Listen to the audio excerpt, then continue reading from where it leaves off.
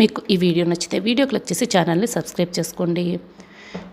కేదార్ ధాత్రి ఇద్దరు నడుచుకుంటూ వస్తుంటారు. ధాత్రి కేదార్కి చక్కలు గింతలు పెడుతూ ఉంటుంది. అప్పుడే మేఘన దెయ్యం దెయ్యం అంటూ పరిగెత్తుకొని వచ్చి కేదార్ చంక ఎక్కేస్తుంది.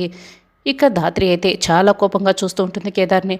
అప్పుడే రమ్య కిరణ్ కూడా అక్కడికి వస్తారు. కేదార్ అయితే బాగా కంగారు పడిపోతూ, రమ్య విషయం కాస్త వీక్ అయిపోయింది, అక్కడ సిచ్యువేషన్ ఎలా ఉందో కాస్త చూసి చెప్పవా అని అడుగుతూ ఉంటే రమ్య ధాత్రి వైపు చూస్తుంది. అమ్మో, పిన్ను తీసేసిన గ్రానైట్ లాగా ఎప్పుడు పేలిపోదామా అని రెడీగా ఉంది సార్ అని చెప్తూ ఉంటుంది. మేఘన, ప్లీజ్ నువ్వు కొంచెం ఫ్లోర్ పై నిలబడవా, అప్పుడు నా సిచ్యువేషన్ కాస్త సరి అవుతుంది ప్లీజ్ మేఘన అని కేదార్ బతిమలాడుతూ ఉంటాడు. మేఘన్ని కిందకి దింపుతాడు.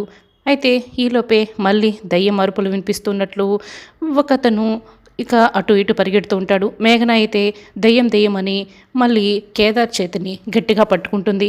గట్టిగా అరుస్తూ ఉంటుంది. చూడు మేఘన, ఇలాంటి దయ్యాలకి భయపడకూడదు, అరుపులకి అసలే భయపడకూడదు అని కేదార్ అంటాడు. ఏంటి, దెయ్యాలంటే అంత భయమా అని ధాత్రి అడుగుతుంది. భయం అని నేను చెప్పానా? అప్పుడే అబ్బే నాకేం భయం, అయినా ఊర్లోకి వెళ్దామని చెప్పి ఇలా శ్మశానానికి తీసుకొచ్చారు ఎందుకు అని మేఘన అడుగుతూ ఉంటుంది. దెయ్యాలంటే అసలు భయం లేదు కదా, ఇంకెందుకు నువ్వు ప్రశ్నలు వేస్తున్నావు, సరే లోపలికి వెళ్దాంరా అని శ్మశానం లోపలికి రమ్మని ధాత్రి పిలుస్తుంది.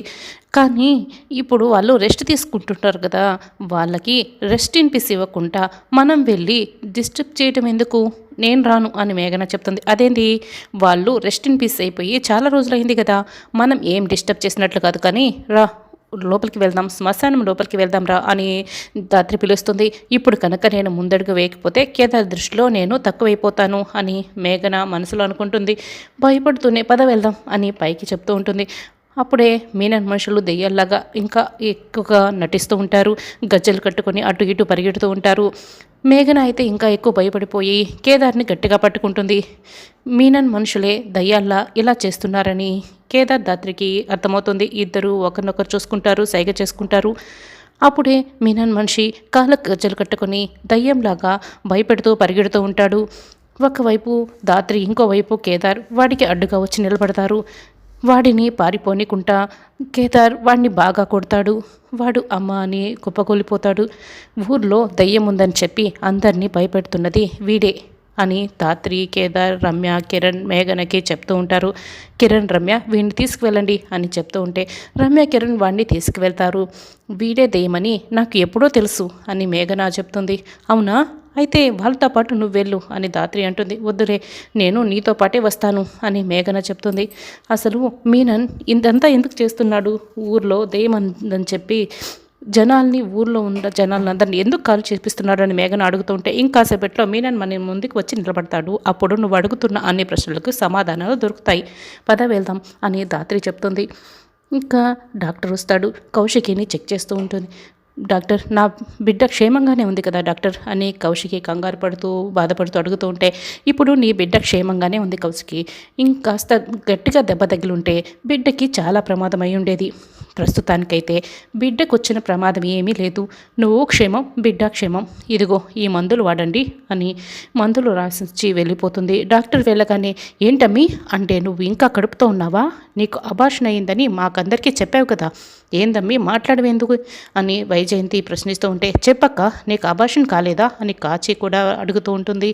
ఇంకా మీకు అర్థం కావటం లేదా అత్తయ్య, కౌశికి వదనికి అసలు అబార్షనే కాలేదు, అబార్షన్ అయిందని మనందరికీ కూడా అబద్ధం చెప్పింది అని నిషి చెప్తుంది. అవునా అమ్మి, మాకు అబద్ధం చెప్పాల్సిన అవసరం ఏమొచ్చింది అని వైజయంతి అడుగుతూ ఉంటే అప్పుడే కౌశికి ఆలోచిస్తుంటుంది. చెప్పండి వదిన, అసలు మీకు అబార్షన్ కాలేదు, మీకు అబార్షన్ కాలేదన్న సంగతి కేదార్ జగదాత్రికి కూడా తెలుసు కదా, మాకు మాత్రమే మీరు అబద్ధం చెప్పారు కదా, నోరు తెరిచి మాట్లాడండి వదిన అని నిషి అడుగుతూ ఉంటుంది. అవును, ధాత్రి కేదార్లకి తెలుసు అని కౌశికి అంటుంది. అయితే ఎందుకమ్మి మా దగ్గర ఎందుకు నిజం దాచావు అని వైజయంతి ప్రశ్నిస్తూ ఉంటే నేను మీ దగ్గర నిజం దాచినందుకు సారి పిన్ని, దివ్యాంక పిచ్చి పట్టినట్లు అలా ప్రవర్తించటం, సరిగ్గా ఇంట్లో అదే సమయానికి ఇలా జరగటం భయమేసి మీ దగ్గర నేను నిజం దాచాల్సి వచ్చింది అని కౌశికి చెప్తుంది. అంటే ఏంటక్క నీ ఉద్దేశం, జగదాత్రి కేదార్లకి నిజం చెప్పి మాకందరికీ అబద్ధం చెప్పావు, అంటే మేమంతా కాని వాళ్ళం అయిపోయామా అని కాచి అడుగుతుంది. ఇంకా నీకు అర్థం కావటం లేదా కాచి, మనం ఎప్పుడు కాని వాళ్ళమే కదా అని నిషి చెప్తుంది. అంటే ఏందమ్మి, మీ బాబాయిని కూడా నువ్వు మోసం చేశావు. అసలు మా దగ్గర నిజం దాచావు. మీ బాబాయ్ నీపై ఎంత నమ్మకం పెట్టుకుంటాడు. మీ బాబాయ్ కూడా కడుపు లేదని చెప్పి అబార్షన్ అయిందని చెప్పి ఎంత మోసం చేశావు.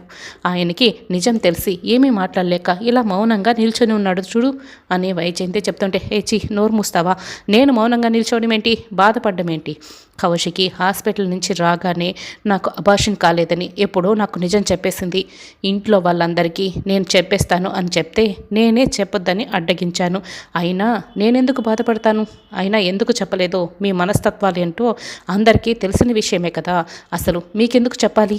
అయినా డాక్టరు కౌశికిని రెస్ట్ తీసుకోమని చెప్పే విషయం మీకు తెలిసిందే కదా. మీకు గుర్తుందా లేదా? పదండి వెళ్దాం ముందు అని సుధాకర్ కోపడతాడు. హే చి వెళ్ళండి, మీకే చెప్తున్నది అని సుధాకర్ గట్టిగా అరవడంతో ఇక ముగ్గురు చీ అని బయటకు వచ్చేస్తారు. ఏంటి నిషి, అక్క ప్రెగ్నెన్సీ పోతుందంటే ఇలా ప్లాఫ్ అయింది ఏంటి అని కాచి చెప్తూ ఉంటే, చూడు ఇప్పుడు వదినికి బిడ్డపై ఎంత ప్రేమ ఉందో మనకి అర్థమైంది కదా. ఇంకా ఆ ప్రేమ పెరిగి పెద్దవని అప్పుడు పోతే అప్పుడు కౌశికి నిజంగా పిచ్చిదైపోతుంది కదా అని నిషి చెప్తుంది. ఇక కేదార్, దాత్రి, మేఘన గుడి దగ్గర ఉన్న పుట్ట దగ్గరికి వస్తారు. అప్పుడే మీనన్ రౌడీలు అక్కడికి వస్తారు. జేడి ఏంటి నన్ను చూసి నువ్వు షాక్ అయ్యావా జేడి? నాకు దొరికిపోయినందుకు నువ్వు బాధపడుతున్నావా జేడి అని మీనన్ ఇక నవ్వుతూ అడుగుతూ ఉంటాడు. అప్పుడే దాత్రి నవ్వుతూ, అసలు నువ్వు ఎందుకు వచ్చావో నేను చెప్పనా, నిధి కోసం వచ్చావు అని జేడి అంటుంది. మీనన్ అయితే ఇక షాక్ అవుతాడు ఆ మాటలు విని. అవును, నువ్వు ఈ ఊరినంతటిని ఖాళీ చేయించింది నిధి కోసమే అని నాకు తెలుసు. అయినా గన్లో బుల్లెట్లు తీసేసినంత మాత్రాన ఈ జేడీ నీకు లొంగిపోతుంది. నువ్వు పట్టుకోవచ్చు, నన్ను చంపేయచ్చని ఎలా అనుకుంటున్నావు? బుల్లెట్లు నిండిన గన్కి బుల్లెట్లు లేని గన్కి 200 గ్రాముల డిఫరెన్స్ ఉంటుంది. నేను అది కూడా కనిపెట్టలేనని అనుకుంటున్నావా అని జేడీ రివాల్వర్ని చూపిస్తూ చెప్తూ ఉంటుంది. అప్పుడే మేఘన గన్నను చెక్ చేసుకుంటుంది. అవునే నిజమే అని బుల్లెట్లు లేని తన గన్నను చూసుకుంటుంది, చెక్ చేసుకుంటూ ఉంటుంది. నువ్వు నన్ను ఇక్కడికి రప్పించావని అనుకుంటున్నావు మీనన్, కానీ నువ్వే మా ట్రాప్లో పడి ఇక్కడికి వచ్చేలా చేశాను అని జేడి అంటుంది. మీనన్ నవ్వుతూ, అయినా ఇప్పుడు నీ ప్రాణాలు పోతాయని నాకు చాలా బాధగా ఉంది అని మీనన్ చెప్తాడు. నువ్వేం బాధపడాల్సిన అవసరం లేదు మీనన్, ఇక్కడ ఎవరి ప్రాణాలు పోతాయో మాకు తెలుసు కదా అని కేడి అంటాడు. JD inspector Gopi dead body చూసి నా ప్రాణాలు తీసేద్దామని నువ్వు పకడ్బందీ ప్రాణాలతో ఇక్కడికి వచ్చావు చూడు. నా 25 ఏళ్ల రౌడీయిజం నీకు పక్క ప్లానింగ్కి సలాం కొడుతుంది జేడి అని మీనన్ సలాం కొడతాడు జేడీకి. కానీ నేను చంపాలంటే చాలా బాధిస్తుంది అని మీనన్ అంటాడు. నువ్వు అంత బాధపడాల్సిన అవసరం లేదు, నువ్వు జేడీని టచ్ కూడా చేయలేవు అని కేడి అంటాడు. మీరు ఉన్నది 3, ఇక్కడ మేము 10 మంది ఉన్నాం. ఏ ధైర్యంతో మీరు ఇలా మాట్లాడుతున్నారు అని మీనన్ అడుగుతూ ఉంటే, నువ్వు ఎంత చేసినా కూడా మా కళ్ళల్లో భయాన్ని అయితే చూడలేవు. ఒంటి మీద ఉన్న కాకి యూనిఫామే మమ్మల్ని ఇలా నడిపిస్తుంటుంది అని జేడీ అంటుంది. మేడంకి భయాన్ని పరిచయం చేయలేం కానీ చావుని పరిచయం చేద్దాం అని మీనన్ ఒక్కసారిగా రివాల్వర్ తీసి జేడీకి గురిపెడతాడు. జేడీ అయితే వెంటనే తన చేతిలో ఉన్న రివాల్వర్ సహాయంతో మీనన్ చేతిలో ఉన్న రివాల్వర్ని కింద పడేలా చేస్తుంది. మీనన్ని బాగా కొడుతుంటే మీనన్ కూడా జేడీని కొడతాడు. ఇక జేడీ కేడీ మీనన్తో ఫైట్ చేస్తూ ఉంటారు, రౌడీలతో కూడా ఫైట్ చేస్తుంటారు. ఐజీ కూతురుతోనే పెట్టుకుంటావా అని మేఘన ఒక రౌడీని కొడుతూ ఉంటే, అప్పుడే నిధిని తవ్వుతున్న వాళ్ళు గుణపానికి ఏదో తగులుతుంది ఉండటంతో, అన్న ఏదో తగులుతుందన్నా అని దేవాకి చెప్తూ ఉంటారు. నేను బాయికి చెప్పేసి వస్తాను అని దేవా పరిగెత్తుకొని మీనన్ దగ్గరికి వస్తూ ఉంటాడు. ఈ అమ్మాయి ఐజీ కూతురా అని మీనన్ ఇక అది విని మేఘన్ని వెంటనే లివర్వర్తో షూట్ చేస్తాడు. అయితే అదే సమయానికి కేడీ అడ్డు వస్తాడు. కేడీ చేతికి బుల్లెట్ తగులుతుంది. కేడీ అయితే ఒక్కసారిగా కుప్పకూలిపోతూ ఉంటాడు. కేడీ అని దాత్రి మేఘన ఇక గట్టిగా అరుస్తూ ఉంటారు. అప్పుడే దేవా అక్కడికి వస్తారు. దేవా ఆ అమ్మాయిని లాక్కొచ్చేసాయి అని మేనన్ అంటాడు. ఇక దేవా మీనన్ దేవా ఇద్దరు కలిసి మేఘన్ లాక్కొని వస్తుంటారు. ఇక మేఘన్కి లివర్వల్ గురి పెడతారు.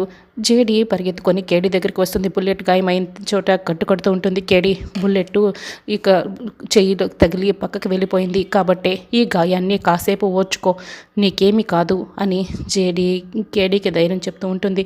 జేడీ నువ్వు అక్కడి నుంచి ఒక్క అడుగు ముందుకు వేసినా కూడా ఈ కుమారి కాస్త కీర్తిశేషులు అయిపోతుంది. ఐజీ కూతుర్ని నాకు భలే అప్పచెప్పావే అని మీనన్ అయితే చాలా సంతోషపడుతూ ఉంటాడు. కేడీ నన్ను కాపాడు కేడీ అని మేఘన మేఘన అరుస్తూ ఉంటుంది. అప్పుడే అక్కడున్న రౌడీలందరూ పుట్ట దగ్గర తవ్వుతూ ఉంటారు. అన్న ఇక్కడ ఏదో తగులుతుందన్న, నిధి దొరికిందన్న అని చెప్తూ ఉంటే, జేడి నిధి దొరికిన చోటే నీ ప్రాణాలు నాకు భలే చెప్తున్నావే, సూపర్ అని మీననైతే చాలా సంతోషపడతాడు. నిధిని బయటకు తీయండి అని మేఘనకి రివాల్వర్ గుడి పెడతారు. జేడీ కేడీని అక్కడే దూరంగా నిలబడమని చెప్తాడు. మీనన్ నిధి దగ్గరికి వస్తాడు. ఇప్పుడు ఎలా జేడీ, వాళ్ళు నిధిని బయటకు తీసేస్తున్నారు అని కేడీ కంగారు పడుతూ ఉంటే, పుట్ట దగ్గర ఆ నిధి ఉంది అంటే దానికి నాగబంధనం ఉండి ఉంటుంది అని జేడీ చెప్తుంది. అంటే ఆ పుట్టని ఆ నిధికి బంధనంగా ఉందంటున్నావా జేడీ అని కేడీ అంటంతో అవునని జేడీ అంటుంది. అప్పుడే నిధున్న పట్టిని బయటకు తీయాలని ట్రై చేస్తుంటే అందులో నుంచి వరుసగా పాములు వస్తుంటాయి. పాము అని మీనన్ ఇక రౌడీలు అందరూ కూడా ఆ పెట్టిని అక్కడే వదిలేసి ఆ పాముల్ని చంపాలని ట్రై చేస్తూ ఉంటారు. ఈలోపే ఊరి జనాలందరూ మంటలున్న కాకడాలని పట్టుకొని వస్తూ ఉంటారు. మీనన్ వాళ్ళు ఇక అక్కడి నుంచి పారిపోతారు. మేఘన ఇటు వచ్చేసేయ్ అని జేడీ పిలుస్తూ ఉంటుంది. మేఘన పరిగెత్తుకొని పాము అని మేఘన ధాత్రిని హక్ చేసుకొని భయపడుతూ ఉంటుంది. ఏం కాదు మేమున్నాం కదా అని ఈ జేడీ ధైర్యం చెప్తూ ఉంటుంది. పాములన్నీ కూడా ఆ పెట్టి చుట్టూ ఉంటాయి. ఇక మరుసటి రోజు ఉదయాన్నే పంతులు గారు వచ్చి ఆ పుట్టకి పూజ చేస్తూ ఉంటారు. చేడి కేడి కిరణ్ రమ్య మేఘన ఊరి జనాలందరూ కూడా అక్కడ మొక్కుకుంటూ ఉంటారు. అమ్మ పూజ పూర్తయిపోయింది, మీరు మొక్కుకోండి, ఆ న్యాగదేవత మిమ్మల్ని అనుగ్రహిస్తుంది, ఆ దేవుడే మీకు ఆ దారి చూపిస్తారని చెప్తూ ఉంటే, ఈ నిధి దొంగల పాలు కాకుండా ఈ నిధి ఉన్న రహస్యాలేంటో అన్నీ కూడా బయటపడాలి, నువ్వే దారి చూపించు దేవుడా అని చెప్తూ ఉంటుంది. ధాత్రి అలా వేడుకుంటూ ఉంటే అప్పుడే పుట్టలో ఉన్న పాములన్నీ వెళ్ళిపోతాయి.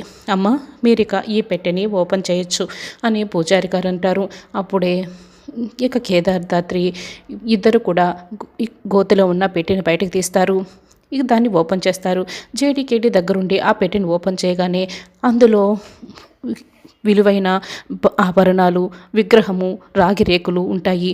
అంతకుముందు ఆ విగ్రహం లాంటి ఆ విగ్రహమే రాగిరేకు, తర్వాత అలాంటి నగలే ఈ పెట్టె నిధిలో కూడా ఉంటాయి. వాటిని ధాత్రి కేదార్లైతే షాక్ అయి చూస్తూ ఉంటారు.